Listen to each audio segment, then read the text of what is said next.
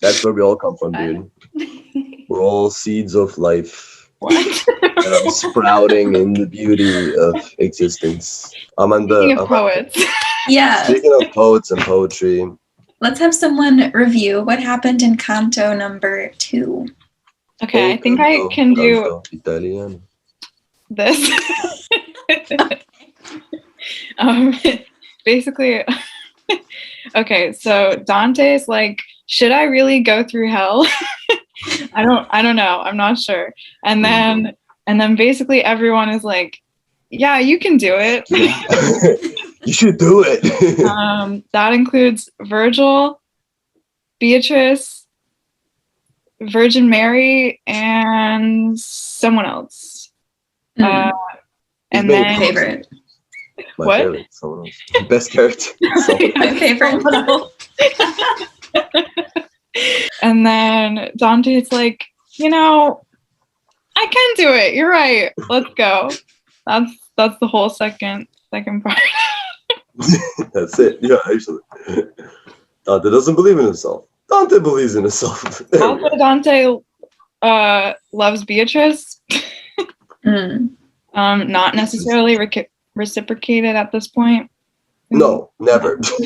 For eternity, not reciprocated. Okay. Maybe the fictional Beatrice reciprocates. That's a good At question. this point, as Dante is writing the Inferno, Beatrice has been dead for quite some time. Right, yeah. It's a bit difficult for her to reciprocate. In heaven? Heavenly In heaven? Beatrice, chilling with her homies Rachel and the Virgin Mary. Rachel. Rachel. That's the someone. It's like Virgin Mary, it's Rachel. So yes, they're in eternity. Dante's screaming at Beatrice's grave. He's like, why are you so distant? Beatrice is like, I'm dead. You're so distant. Why didn't you text me back? Why didn't you text me back? It's like you ghosted me or something. Oh, wait. Ghosted me. Okay, that's as good as that joke is getting. I like that. Continuing to walk towards hell. They're still outside. The gate is like, there's this huge gate. We'll see. It has a very iconic line in it. It will be very exciting when we get there. You enter through the gate and then you're like, not technically in hell yet because you're still on the outskirts. It just continues to build on the fact that Dante is very scared and hell is very bad. So this chapter starts with the gate, the inscription on the gate. And just imagine this like huge stone archway. And this is like over the top of the gate as they're like, Dante's following Virgil, like trot, trot, trot behind Virgil. And just Trot, trot, trot. And he looks up and this is what he reads. Through me, one goes into the town of woe. Through me, one goes into eternal pain. Through me, among the people that are lost. Justice inspired my high exalted maker. I was created by the might divine, the highest wisdom and the primal love. Before me, there was not created save eternal things, and I eternal last. All hope abandon, ye that enter here. Ew. There we are. So when you hear abandon all hope, ye who enter, that's like from Inferno. Classic. Oh, okay. So basically it's saying God made heaven and all the angels and everybody, like all of the like eternal stuff, and then God made hell before he ever even made any humans, and he made hell last, and then he made the gate, and then he was like, all right, now I'll make some humans to put in it. Let me do some graffiti. It's like you got to set up like, your tank, like fish tank or like aquarium before you put fish in. Honestly. Gotta have your aquarium for the good fish and the aquarium for the evil center fish. Yeah. Decide which one they go in. Which one? Wait, do you just have two or do you have one tank for each circle? Ooh. Good question. Is it like a tiered tank, like different levels? This fish is too wrathful. This fish is wrathful. This fish is a freaking liar. This is a freaking liar. Special circle for that fish. There's a special circle. And by circle, I mean aquarium. I assume that's like he created heaven and all the angels, and then Satan and all his buds like fell. They're like fallen angels, and then God was like, "Okay, I'll make you a land too." And then he like went off and made humans like later. But I feel like there's more Christian like mythology, history, whatever that I may not know. Yeah, we need Phoebe. Yeah. Because even though I was like very much brought up with all that stuff, I think I've blocked most of it out. Healthy. Yeah. That's probably the right fish choice. would do. Forget Any fish shit. I know that, and I guess I'll fact check this later, so I don't know. Maybe this will get cut. But hell isn't mentioned that often in the Bible, and when it is, it's very vague. And it's often just referred to as like bad place. Like maybe hell was invented at some point, but like it wasn't in the original beginning of this whole thing. So like, why would we suddenly get the knowledge of that later on? But I don't know. That is kind of interesting. Just like, Jews really didn't believe in hell. And like some Jewish people that I know have said that your life here is supposed to be hell and your afterlife is guaranteed. So you have a really difficult life on earth. I mean, like not hell, but like the difficult part is here. And then you go to heaven guaranteed. And then Christians took that one step further. It's like, your life is okay. It can either get a lot better or it can suck. Yeah, exactly. Like, Jews thought this was bad? Let me tell you. I think the most important thing from this inscription was the fact that God created hell. God created this terrible gate, and it's a warning to good people, like, don't come here. But it's also like, all of the punishments that we're about to see in the entire rest of the book are entirely justified and virtuous. Like, it's basically saying God's punishing these people because they absolutely deserve to be punished. Don't feel bad for them, which will be interesting as we continue to see these people being punished for all of eternity in these really excruciating, gruesome ways. Keep that in mind. Don't feel bad for these people. Don't feel bad for these people. All on Dante's shit list. Yeah, actually, it's on Dante's shit list. Up and down. Like, some of them didn't even do something that bad, but they did it to Dante. And that's a different circle in hell, apparently. It honestly makes me think of like the burn book from Mean Girls, but Dante's version of a burn book is just creating hell. Just create hell where they die. The layers of hell. Oh, literal burn. The literal burn book, dude. Dante invented the burn book, dude. Dante includes a lot of his own like personal burn book in here, but he also includes a lot of historical figures, literary figures. He also includes a lot of like current political figures that maybe didn't do anything to him personally, but he still thinks they suck because they don't meet his criteria for what makes a good politician. It'll be interesting as we get deeper and deeper into hell to see how they all show up. Exciting. Oh my. After Dante reads this incredibly intimidating inscription that, it's like a gate, but there's like 100 words here. So like, it's like I don't know how this is like put on a gate. It's either a really big gate or like all the way around.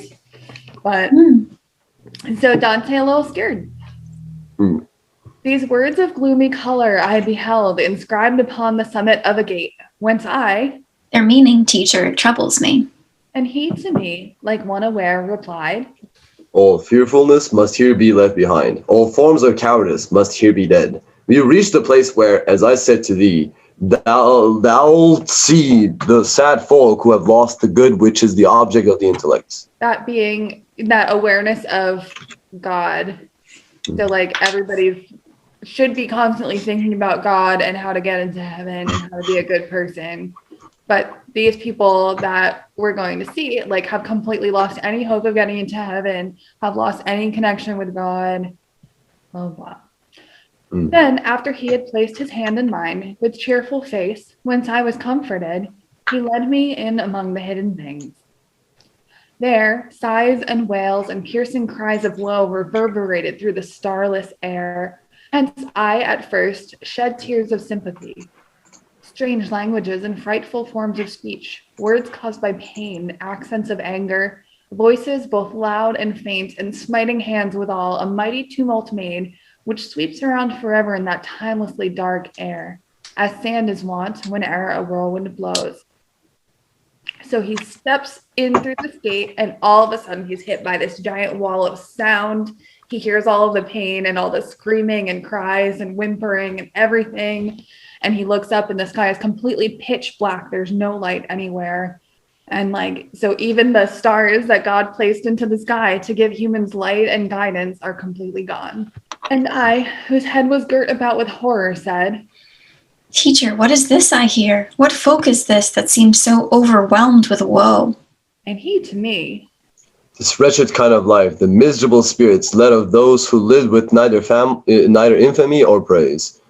Commingled are they with that worthless choir of angels who did not rebel, nor yet were true to God, but sided with themselves. The heavens, in order not to be less fair, expel them. Nor doth nether hell receive them, because the bad would get some glory thence. Oh, I see. and I, What is it, teacher, grieves them so? It causes them so loudly to lament. I'll tell thee very briefly. he replied, These have no hope of death, and so low down is this unseeing life of theirs, that envious they are of every other destiny. The world allows no fame of them to live. Mercy and justice hold them in contempt. Let us not talk of them, but look and pass. So Dante's like, who are all of these terrible people that are so upset and in pain right now? And Virgil's like, they suck. They didn't take any stance on anything ever. They didn't care about anything. So they can't go to heaven. And they also can't go to hell, because even hell would be too good for them. They just get to hang out and know that there's so much that they're missing out on. And so all of this wailing and gnashing is just Dante hearing all these people who are so boring that they don't get to go anywhere. They're Not so even boring. Not even purgatory for these ones. They're just They're too boring for purgatory. too boring for purgatory. No one wants to look at them sitting around. Purgatory is for people that have some hopes, some redeeming qualities, some hopes of getting into heaven.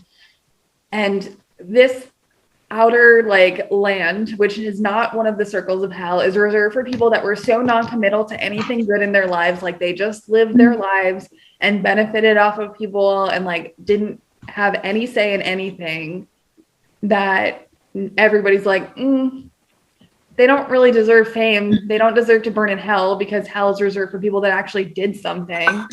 And they don't deserve to go to heaven because they didn't do anything good. And they don't deserve to go to purgatory because they had a whole life on earth that they could have done one good thing and they didn't. So forget They could have done one good thing their whole life. They're like, Bystanders. And even Virgil is don't even look at them. Don't talk to them. They don't deserve your time or attention. right. You'll catch their loser. You don't need that. Dang. I'm cool. I wrote some cool books. I have some redeeming value, so I get to hang out forever, even though I'm just a shade and life sucks because I didn't actually die in time. and kind of know about God, but at least I get to talk to people. These people they're just invisible. Nobody knows about them. So such an unnecessary diss on so many people. I know. My therapist said that everybody has human worth, but God disagrees, God doesn't care. You died before this time? I don't care.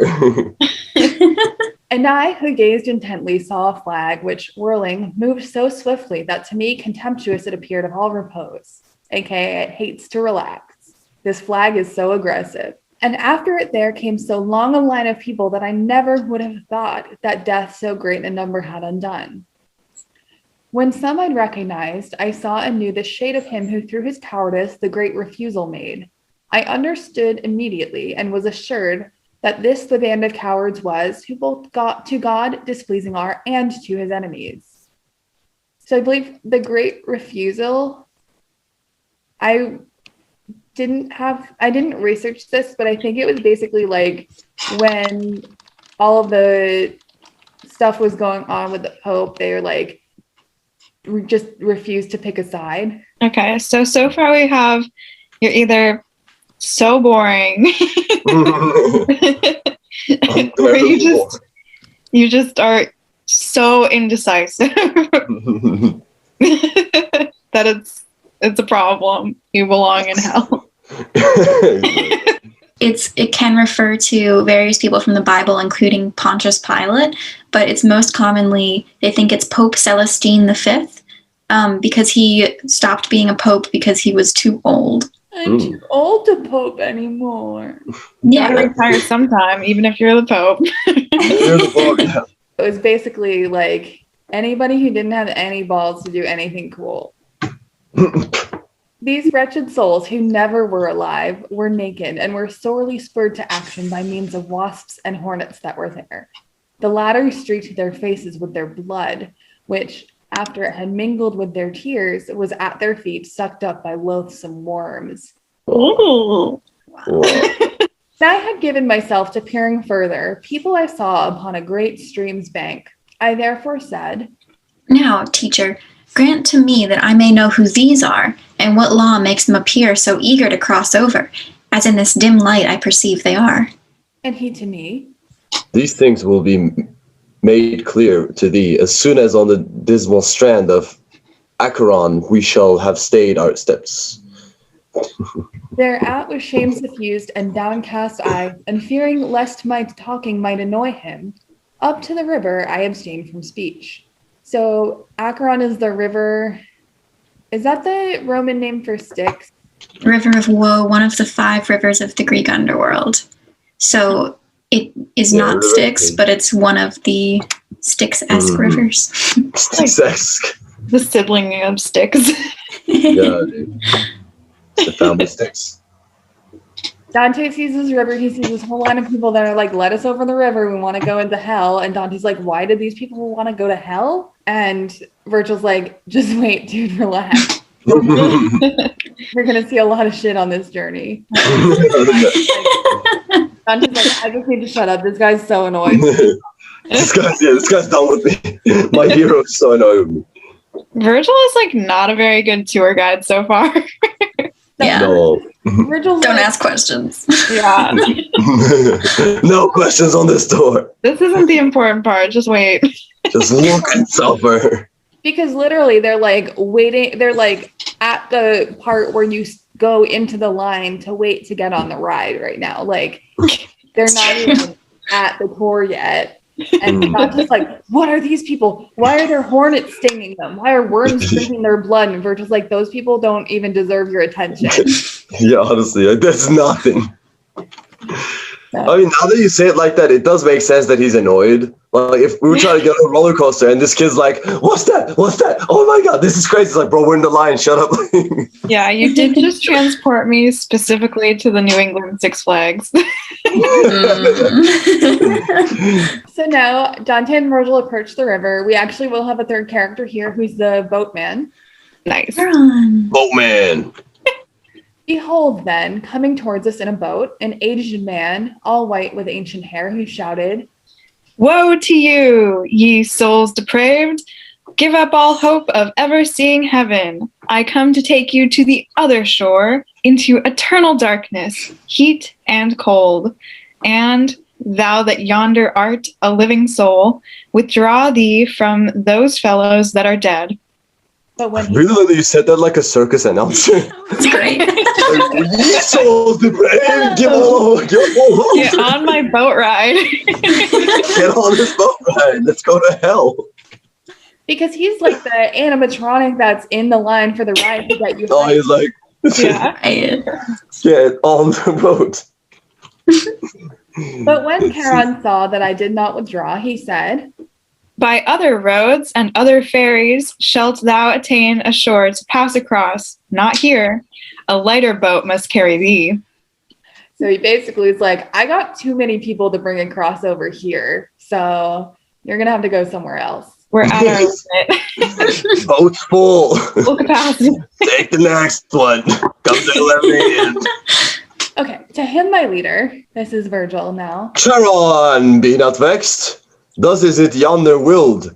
Where there is power to do whatever is willed, so ask no more. So Virgil's like, don't worry about it. The Virgin Mary wants Dante to go to hell. Okay. That clears up everything, really. I'm not gonna lie. Virgil's sick of Charon talking too. He's like, stop asking him. It's like, shut up, everyone shut up. Shut up. Now everybody's asking questions. I mean, I relate to Virgil here, man. I'm Like, honestly, yeah. Like, Virgil. Team you can Virgil. tell Virgil's an introvert for sure. Mm-hmm. Yeah, like he just wants to get back to writing and philosophizing. Yeah. It's like bugging him with a stupid quest, except Yeah. yeah, It's not the hell that bothers him, but it's the other people. yeah, dude. Hell is other people. bro. Oh. Gotta do it though, because Beatrice cried at him. Oh, that's true. Of course. Alright, That's so just Virgil- Beatrice. Virgil tells Charon to shut up. Thereat were quieted the woolly cheeks of that old boatman of the murky swamp, who round about his eyes had wheels of flame. Those spirits, though, who nude and weary were, their color changed and gnashed their teeth together as soon as they had heard the cruel words. They kept blaspheming God and their own parents, the human species, and the place and time and seed of their conception and their birth. That's a lot to curse all at once. Yeah, I cursed God and, my parents too. Actually, just all humans. All of them. They suck. Every concealed part of it. Send them all to hell. Send them all, yeah.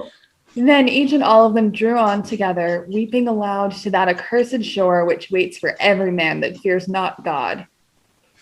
Charon, the demon, with his ember eyes, makes beckoning signs to them, collects them all, and with his oar beats whoso takes his ease. Whoa. Okay, wait. I just got just specifically when you said oars, I was like, whoa, like pictured a Hagrid like ferrying the students to Hogwarts in the first year. To the boat. That's an image. Holy Yeah, God. I don't know. I mean, I feel like it's not connected, but I don't fully know the reference, so Maybe. I mean, like, witchcraft is evil.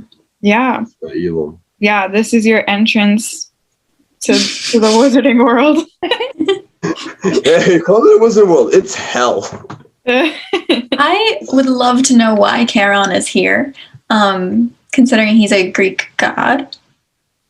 It's because Dante had a big boner for the Greeks and really loved literature, but he turned him into a demon so that he could be in hell. Yeah. Gotcha. Hey, I want to put you in my fanfic. How about you in the hell? Well, Dante was basically like, well, the Greeks were really cool and I really like their literature, but I'm just going to retrofit it so that it fits my narrative. So the Greeks did not understand demons because they didn't know anything about God, but they did, like, they saw him and they knew that he existed, so that he must have been a demon because the Greeks just didn't have the word demon. If they don't have the word, they have no idea. For sure. One way around it. Yeah, it's like the Ancient Aliens show where they're like, well, they said that they were angels. They were actually aliens, but the people did not know about aliens, so they just call them angels because they didn't have any other way to describe it. It was an Evangelion reference. Oh my gosh, you're gonna love. Colin recorded me trying to explain Evangelion in an According to Marat-esque video, and then they're gonna edit it. And they're gonna edit it for us and put it on the channel because I didn't know it was about angels. I thought it was about World War II. It's called Evangelion. Okay, but like. It's also called Neon Genesis. All right, so Charon is a demon. He's wandering around collecting everybody onto his boat, like sweeping them in like they're like ants that he's trying to sweep outside of the house. Like hitting people with the oar, like get in there. He's like, yeah, get out of the way, go on. Not you, Dante. We don't have room for you. I think Charon's just like really big, so he's just like they're kids, and he's like getting them on the school bus. Wow. Come on. Time to go to hell. So Charon's beating people, and even as in autumn, leaves detach themselves, now one and now another, till their branch sees all its stripped off clothing on the ground. So one by one, the evil seed of Adam cast themselves down that riverbank at signals, as doth a bird to its recalling lure. Thus o'er the dusky waves they wend their way, and ere they land upon the other side, another crowd collects again on this. So Charon just sweeps a bunch of people into the boats. All of them are like, I don't want to get in the boat. And he's like, beats them in. Get in the boat. He brings them across. And by the time he gets back over the river, it's already ready to fill up another boat again. He's just got boats on boats. Waiting to get into hell. Boatmaster Charon. My son. The courteous teacher said to me, all those that perish in the wrath of God from every country come together here, and eager are to pass across the stream, because justice divine so spurs them on, and that was fear is turned to desire. Oh, that what was fear is a good soul never goes across from hence. If Charon, therefore, findeth fault with thee, well canst thou now know what his words imply.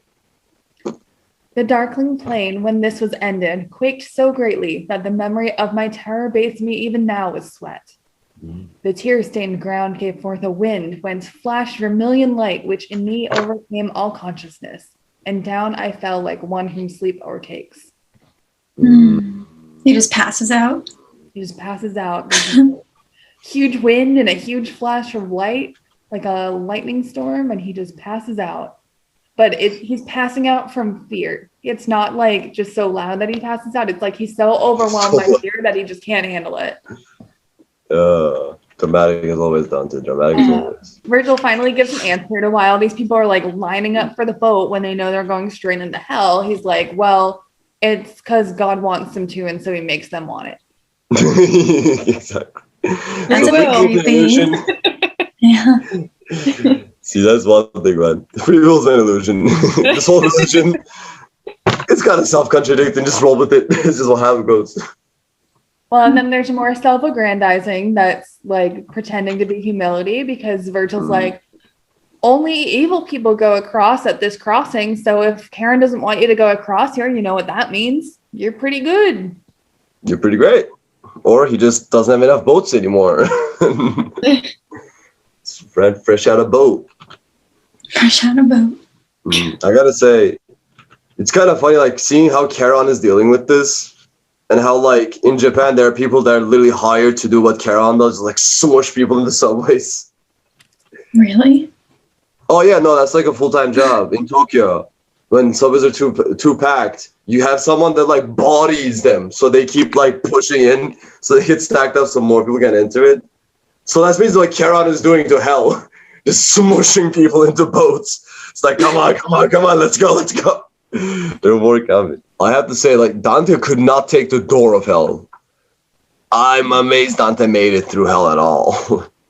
No, it's literally just because at every turn, Virgil's like, come on, you can do it. Like, keep going. Yeah, actually, Virgil just went through hell. Dante was just there like the baby. Dante is not describing himself that well, I feel. I think like just, I mean, if we were born in that era, completely Christianized all our ideology of life, maybe then like reading this would be like, oh my God, and then we understand how Dante feels. But now, like, when I read this, like, oh, cool, people are dead, people are getting smushed into boats, there's fire, cool. It's kind of just like, there's a lake, cool.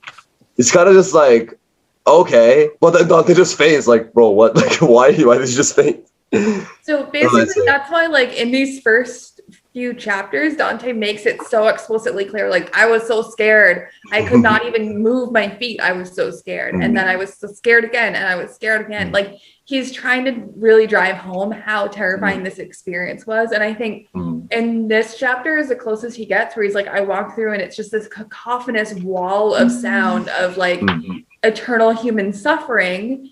And it's so much, and like I have so much, my first instinct was to have sympathy for all of these people, and it's only when Virgil, who's been here for like thousands of years, is like, don't worry about it, they don't even deserve your attention, that he's able to continue on. And then he describes like a torment that's reserved for like the lowest of the low on the totem pole. Like nobody even cares about these people, and they're being stung to the point of blood dripping down their faces by bees and wasps, and worms are like crawling around them on the ground. And he like starts to describe the horrors of hell in a way that like just probably to the people at the time who already were afraid of hell, like makes it feel really visceral and feel like this is what it's like.